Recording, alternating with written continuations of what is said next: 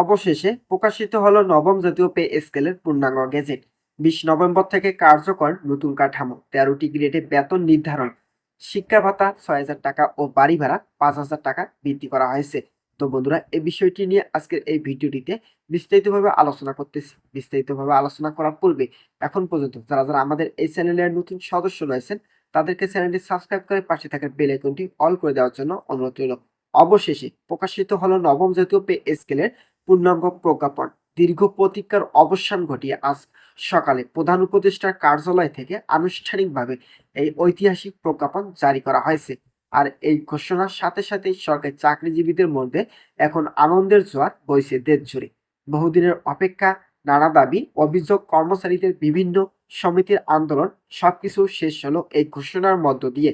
সরকার জানিয়েছে 2025 সালে 20 নভেম্বর থেকে কার্যকর হবে এই নতুন বেতন কাঠামো। এই কারণে এখন সরকারি অফিসগুলোতে সাধারণ কর্মচারীদের মধ্যে নতুন উচ্ছ্বাস দেখা যাচ্ছে।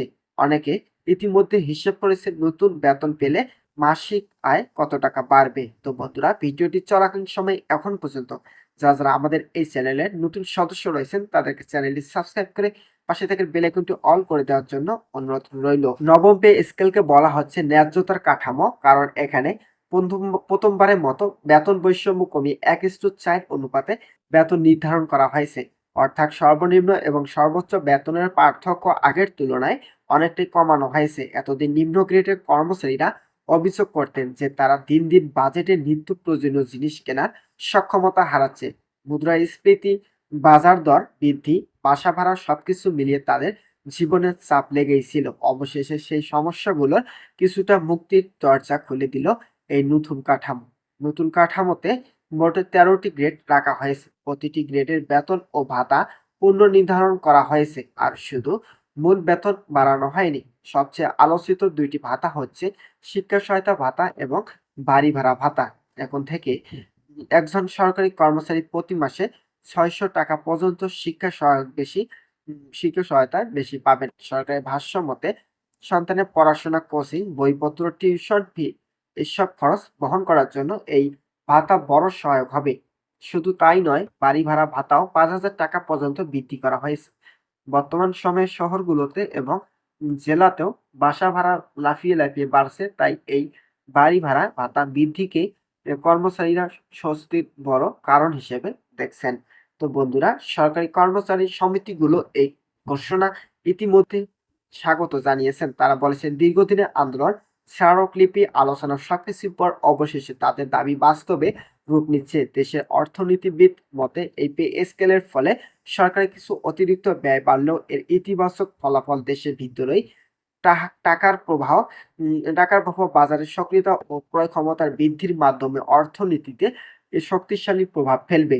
এই কারণে একটি দেশের সামগ্রিক উন্নয়নে একটি নতুন অধ্যায়। তাছাড়া এই নতুন কাঠামোতে শুধু বেতন নয়, বরং অফিস ভাড়া, চিকিৎসা সহায়ক, পরিবহন, বিশেষ দক্ষতা ভাতা সবকিছু উন্নীত করা হয়েছে। সরকার বলেছে এগুলো কোনো বিলাসিতা নয়, বরং কর্মদক্ষতা বাড়ানোর জন্য উৎসাহ ব্যবস্থা। সব মিলিয়ে নবম জাতীয় পে স্কেলের পূর্ণাঙ্গ প্রজ্ঞাপন এখন সরকারি চাকরিজীবীদের জীবনে এক নতুন মোড়। এখন দেশে নানা দপ্তর ও অফিসগুলোতে করিডোরের নতুন উদ্দীপনা, নতুন আলোচনায় জমে উঠেছে। অনেকে এখন হিসাব করছে নতুন বেতন সংসার আরো কিভাবে স্বাচ্ছন্দ্যে চলবে।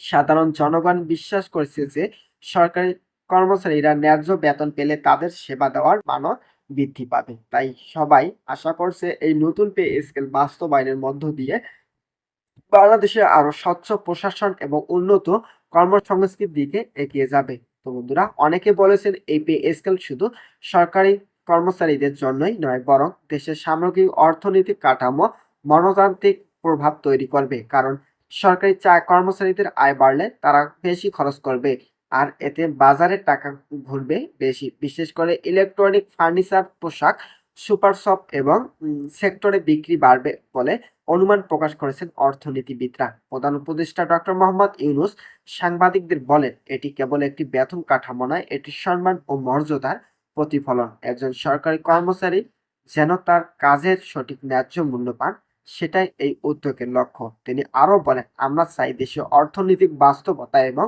সাধারণ কর্মচারীদের জীবনযাত্রার মানের মধ্যে সামঞ্জস্য তৈরি হোক। তাই এই পে স্কেল শুধুমাত্র সংখ্যার পরিবর্তন নয়, এটি মানবিক সংস্কার। তো বন্ধুরা, ইতিমধ্যে এই বিষয়টি নিয়ে আজকের এই ভিডিওটিতে বিস্তারিতভাবে আলোচনা করলাম। আশা করছি ভিডিওটি থেকে অনেক উপকৃত পেয়েছেন। যদি উপকৃত পেয়ে থাকেন তাহলে অবশ্যই আমাদের এই চ্যানেলটি সাবস্ক্রাইব করে পাশে থাকা বেল আইকনটি অল করে দেওয়ার জন্য অনুরোধ রইল। ধন্যবাদ সকলকে।